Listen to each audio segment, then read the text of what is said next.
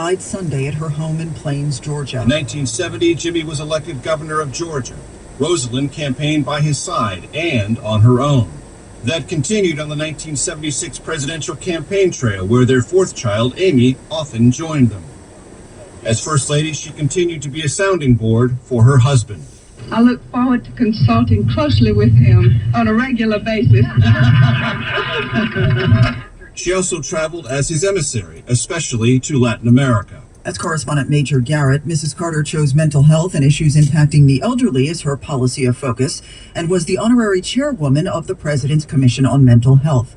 University of Virginia political analyst Larry Sabato says Rosalind Carter rewrote the script for being the country's first spouse. It's kind of amusing to remember how controversial it was at the time that she attended cabinet meetings and even took notes.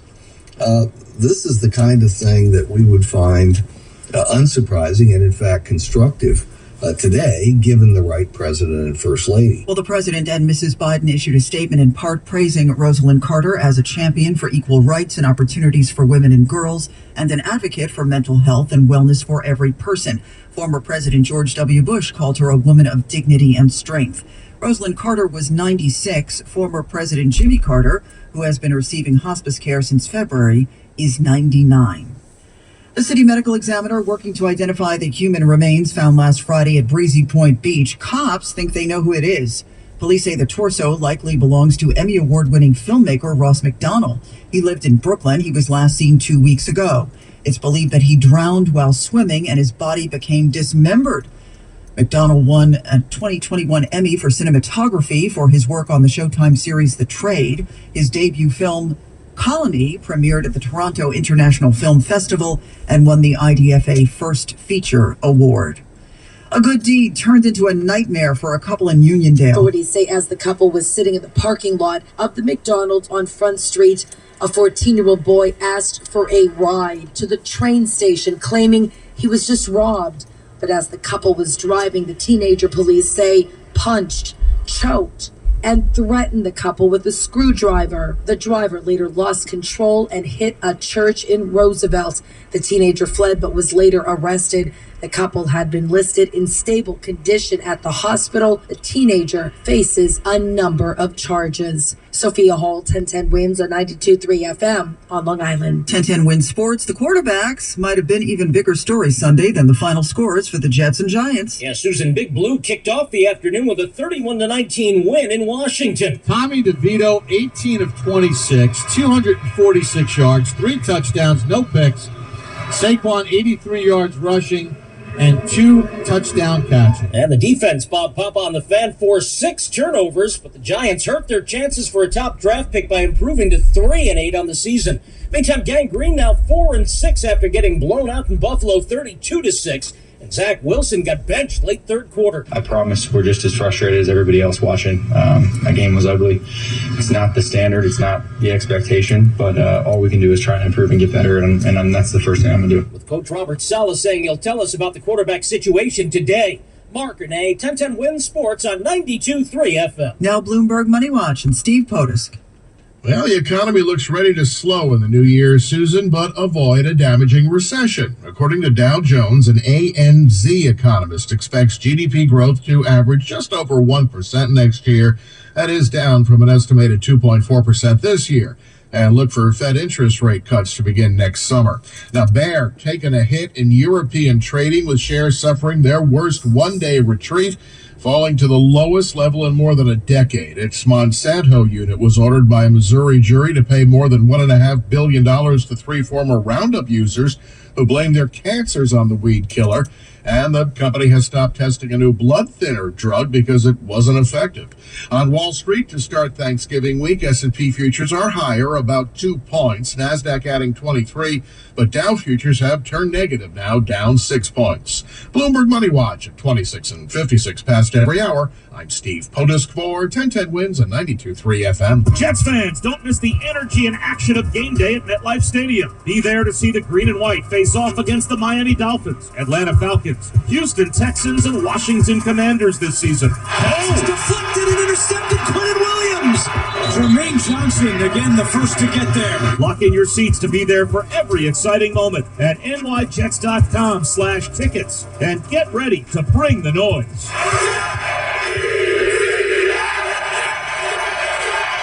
What's better than one scoop of ice cream? 2. Better than 1 week of vacation? 2. Better than one chance to win? You guessed it, 2. Introducing Daily Double Chance from the New York Lottery. Good morning, YouTube. Freddie Cardone here, back again with another Driving and the News video. Welcome on this Monday, November 20, 2023. This is Thanksgiving week. In a couple more days, we have Thanksgiving. Hope everyone is having a good day. As we listen to a small snippet of the news, heading to work. For many of you who just landed on this video, we do a Driving and the News playlist as that car just goes right past the red light there. So we do a Driving in the News playlist, and the mission is to record history for future generations. I do know this is not the most exciting video, the most exciting, entertaining in terms of YouTube and what people expect out of YouTube, but I feel it's important to record our history.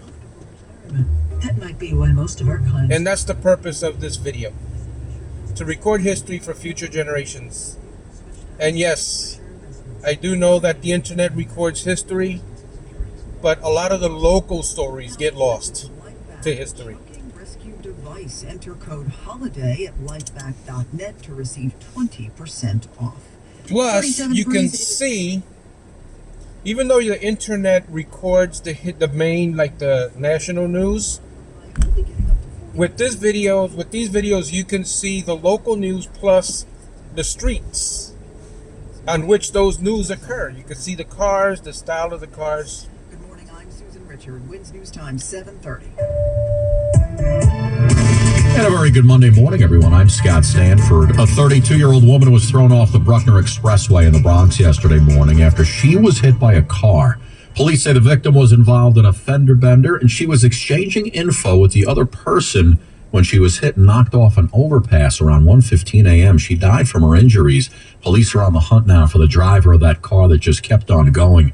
Meanwhile, yesterday was a World Day of Remembrance for road traffic victims over the last year. Julie Huntington says she misses her father so much. He was her hero, and he was one of the hundreds of people killed each year in traffic accidents in New York City.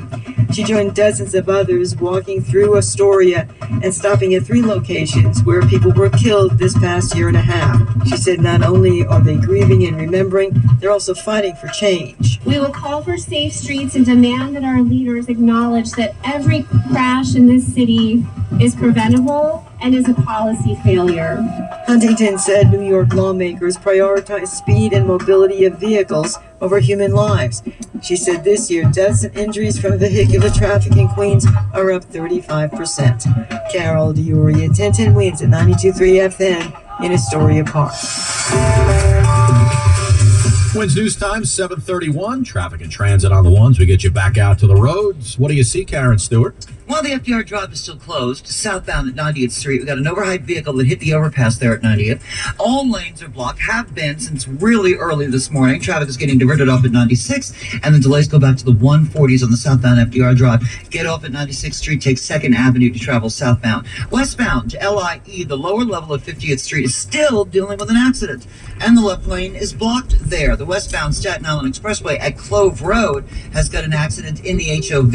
We've got delays on the westbound side there, not too bad though. Eastbound, it's a real mess on the Staten Island Expressway, traveling from the Goethals Bridge out into the Verrazano Bridge. We've got 25 to 30 in at the Lincoln, 30 to 35 in at the George, and about 50 minutes inbound at the Holland Tunnel. In New Jersey, the eastbound Newark Bay extension of the Turnpike at 14A has a disabled vehicle, and northbound we're 21 at Bridge Street, Newark, we got an accident. One center lane is blocked. We've got no M train service between 57th and Myrtle Avenue. That's That's because of switching problems. Traffic is sponsored by the Barnes Firm Traffic Tip Line, which is 844-JAM-1010. Traffic in transit every 10 minutes on the ones and breaking traffic alerts whenever they happen. I'm Karen Stewart, 1010 Wins on 92.3 FM. I'm attorney Rich Barnes. If you've been in a car crash, choosing the right firm is crucial to get the help you need and the best result possible. The Barnes Firm.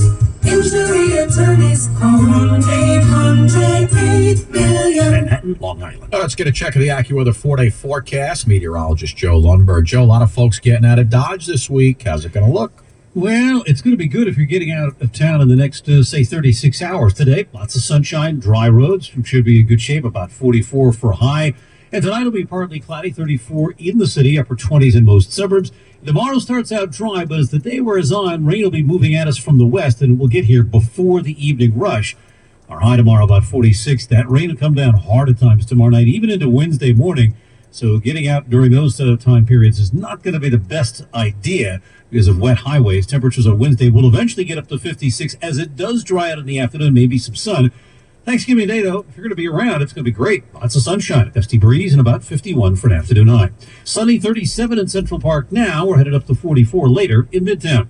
I'm meteorologist Joe Lundberg on New York's weather station, 1010 Winds on 92.3 FM. Few all-electric vehicles can compare to the luxury and performance of a 2023 Porsche Taycan. One drive and you'll understand why. Experience the Porsche Taycan for yourself. Excellent selection to choose from now at Ray Cattina Porsche in Edison or visit RayCattinaPorsche.com. Winds News Time 7:34. Federal Appeals Court in D.C. is going to hear arguments this morning over that gag order imposed on Donald Trump as part of the 2020 election interference case. The former president looking to keep the gag order lifted. The gag order that was put in place, then put on hold pending today's arguments, limits Trump from messages that target the special counsel, Jack Smith, and Smith's family, court staff, and potential witnesses in the case. Smith has argued Trump's words could threaten those witnesses and chill them from coming forward.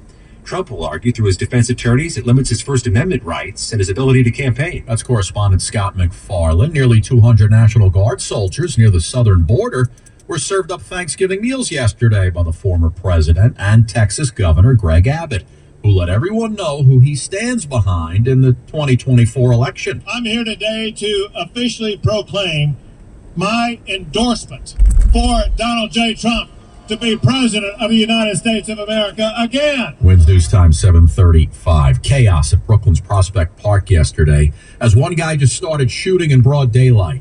Police say right around 3 o'clock, the gunman opened fire inside the park near the intersection of Ocean Avenue and Parkside Ave. One guy was shot in the leg. He's in stable condition. A witness tells police she saw a group of men pursuing another group who she described as boys. Like most New Yorkers, Cardi B not happy with what she heard when it comes to the mayor's budget cuts last week. The Grammy winner went all in on a video she posted on social. There's going to be an $120 million budget cut with schools, with the libraries, and the cops, and the police department, and a $5 million budget cut in sanitation. Of a budget cut in sanitation, we're going to be drowning with rats.